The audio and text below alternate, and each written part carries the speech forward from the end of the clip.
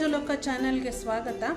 ನಾನು ಈಗಾಗಲೇ ನನ್ನ ಲಾಸ್ಟ್ ವಿಡಿಯೋದಲ್ಲಿ ಒಂದು ರೀತಿ ರಸಮ್ ಮಾಡೋದು ಹೇಗೆ ಅನ್ನೋದನ್ನು ತೋರಿಸ್ಕೊಟ್ಟಿದ್ದೀನಿ. ಈ ರಸಮ್ಮು ಗಾರ್ಲಿಕ್ ಮತ್ತು ಪೆಪ್ಪರ್ ಪೌಡರ್ನ ಅಂದರೆ MTR ಅವರ ಗಾರ್ಲಿಕ್ ಪೆಪ್ಪರ್ ಪೌಡರ್ನ ಯೂಸ್ ಮಾಡಿಕೊಂಡು ರಸಮ್ ಮಾಡೋದು ಹೇಗೆ ಅನ್ನೋದನ್ನು ತೋರಿಸ್ಕೊಡ್ತೀನಿ. ರಸಮ್ನ ಹಲವಾರು ರೀತಿಯಲ್ಲಿ ನಾವು ಮಾಡ್ಬೋದು. ನಾನೀಗ ವಿಡಿಯೋದಲ್ಲಿ ತೋರಿಸಿರೋ ಥರ ನೀವು ಮನೆಯಲ್ಲಿ ಟ್ರೈ ಮಾಡಿ ಹೇಗೆ ಬಂತು ಅನ್ನೋದನ್ನು ನನಗೆ ಕಮೆಂಟ್ಸ್ ಮೂಲಕ ತಿಳಿಸಿ.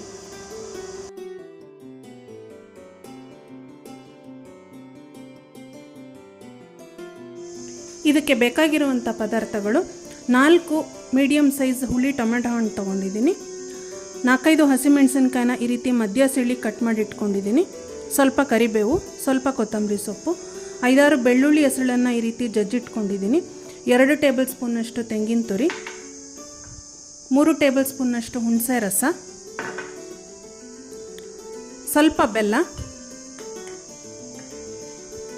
ರುಚಿಗೆ ತಕ್ಕಷ್ಟು ಉಪ್ಪು, ಒಗ್ಗರಣೆಗೆ ಸ್ವಲ್ಪ ಎಣ್ಣೆ. ಹಾಗೆ ನಾನಿಲ್ಲಿ MTR ಅವರ ಗಾರ್ಲಿಕ್ ರಸಮ್ ಪೌಡರ್ ಮತ್ತು ಪೆಪ್ಪರ್ ರಸಮ್ ಪೌಡರ್ ಯೂಸ್ ಮಾಡ್ತಾ ಇದ್ದೀನಿ. ಇದೇ ಮೇನ್ ಇಂಗ್ರೀಡಿಯೆಂಟು ಇದರಲ್ಲಿ. ಮೊದಲಿಗೆ ಈ 4 ಟೊಮೆಟೊ ಹಣ್ಣನ್ನು ನೀರು ಹಾಕಿ ಕುಕ್ಕರಲ್ಲಿ 4 ವಿಷಲ್ ಕೂಗಿಸ್ಕೋಬೇಕು.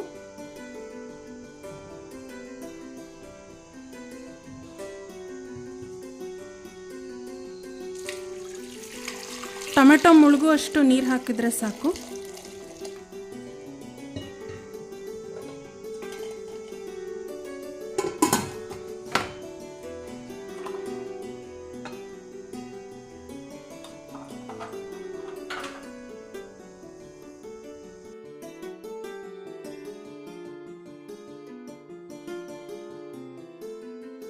ನೋಡಿ, ಈಗ ಟೊಮೆಟೊ ಚೆನ್ನಾಗಿ ಬೆಂದಿದೆ.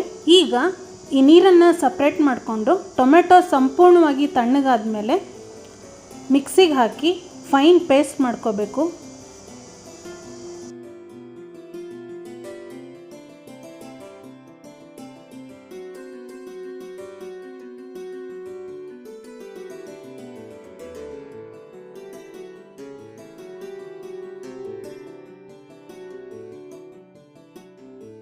ನೋಡಿ, ಈ ರೀತಿ ಟೊಮೆಟೊಗೆ ಸ್ವಲ್ಪ ನೀರು ಹಾಕ್ಕೊಂಡು ಈ ರೀತಿ ನುಣ್ಣಗೆ ರುಬ್ಕೊಂಡಿದ್ದೀನಿ. ಈ ರೀತಿ ನುಣ್ಣಗೆ ರುಬ್ಕೊಳ್ಳೋದ್ರಿಂದ ರಸಮ್ನ ನಾವು ಕುಡಿಬೇಕಾದ್ರೆ ಅಥವಾ ಅನ್ನಕ್ಕೆ ಕಲಿಸ್ಕೋಬೇಕಾದ್ರೆ ನಮಗೆ ಟೊಮೆಟೊ ಬಾಯಿಗೆ ಸಿಗಲ್ಲ, ಕೆಲವ್ರು ಇಷ್ಟಪಡಲ್ಲ. ಆ ಕಾರಣಕ್ಕೋಸ್ಕರ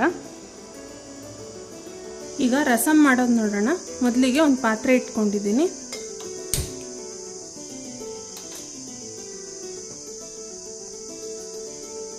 ಒಗ್ಗರಣೆಗೆ ಸ್ವಲ್ಪ ಎಣ್ಣೆ ಹಾಕ್ಕೋತಾ ಇದ್ದೀನಿ, ಒಂದು 3 ಟೇಬಲ್ ಸ್ಪೂನ್ನಷ್ಟು. ನೋಡಿ, ಎಣ್ಣೆ ಕಾದಿದೆ. ಈಗ ಸಾಸಿವೆ ಹಾಕ್ತಾ ಇದ್ದೀನಿ. ಸಾಸಿವೆ ಹಾಕಿದ ಮೇಲೆ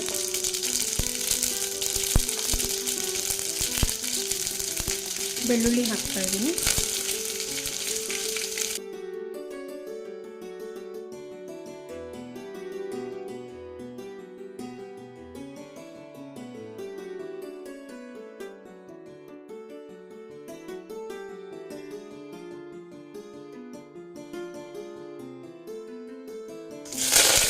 ಈಗ ಕರಿಬೇವು ಹಾಕಿದ್ದೀನಿ. ಕರಿಬೇವು ಹಾಕಿದ ಮೇಲೆ ಹಸಿಮೆಣಸಿನ್ಕಾಯಿ ಹಾಕಿದ್ದೀನಿ. ಎಲ್ಲ ಹಾಕಿ ಒಂದು ಸಾರಿ ಈ ರೀತಿ ಫ್ರೈ ಮಾಡ್ಕೋಬೇಕು.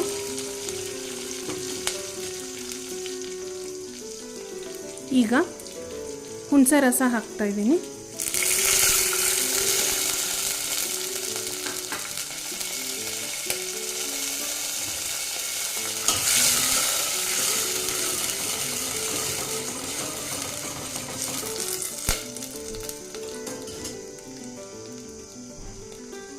ಈ ಹುಣಸೆ ರಸ ಹಾಕಿದ ಮೇಲೆ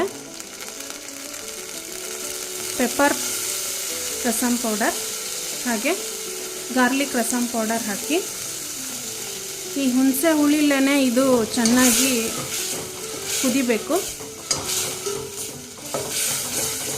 ಸ್ವಲ್ಪ ಈ ಪುಡಿಗಳದೆಲ್ಲ ಹಸಿ ಘಾಟು ವಾಸನೆ ಹೋಗುತ್ತೆ. ನಂತರ ಟೊಮೆಟೊ ಹಾಕಿ ಕುದಿಸ್ಬೇಕು.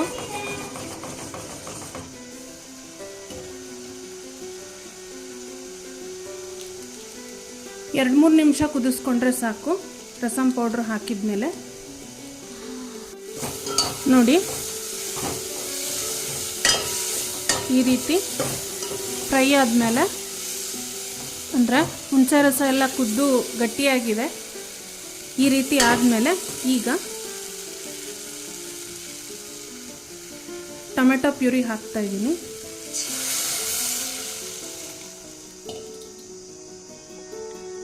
ಟೊಮೆಟೊ ಬೇಯಿಸ್ಬೇಕಾದ್ರೆ ನೀರು ಹಾಕಿದ್ನಲ್ಲ, ಅದೇ ನೀರು ಹಾಕ್ತಾಯಿದ್ದೀನಿ. ಈಗ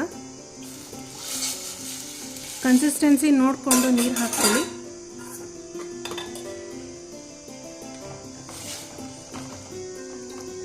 ಎಷ್ಟು ಒಳ್ಳೆ ಪರಿಮಳ ಬರ್ತಾ ಇದೆ ಅಂದರೆ, ಎಂಥವ್ರು ಕೂಡ ಅಡುಗೆ ಮಾಡೋಕ್ಕೆ ಬರಲ್ಲ ಅಂದವ್ರು ಕೂಡ ಆರಾಮಾಗಿ ರಸಮ್ ಮಾಡ್ಕೋಬೋದು. ಬ್ಯಾಚುಲರ್ಸ್ ಕೂಡ ಮಾಡ್ಕೋಬೋದು.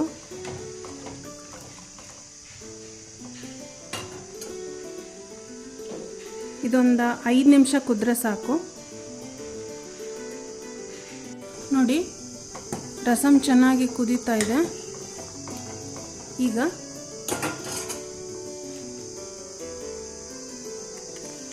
ರುಚಿಗೆ ತಕ್ಕಷ್ಟು ಉಪ್ಪು ಹಾಕ್ತಾ ಇದ್ದೀನಿ.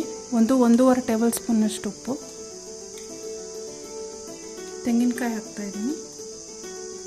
ಇದಕ್ಕೆ ತೆಂಗಿನಕಾಯಿ ಜಾಸ್ತಿ ಹಾಕಬಾರ್ದು.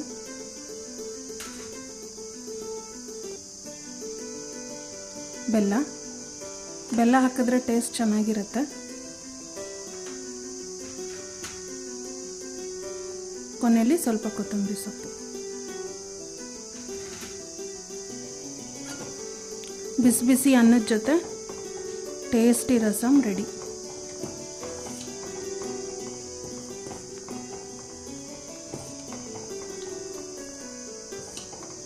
ರಸಮ್ ಬರೀ ಅನ್ನದ ಜೊತೆ ಮಾತ್ರ ಅಲ್ಲ, ಹಾಗೆ ಕುಡಿಯೋಕ್ಕೆ ಕೂಡ ತುಂಬ ಚೆನ್ನಾಗಿರುತ್ತೆ.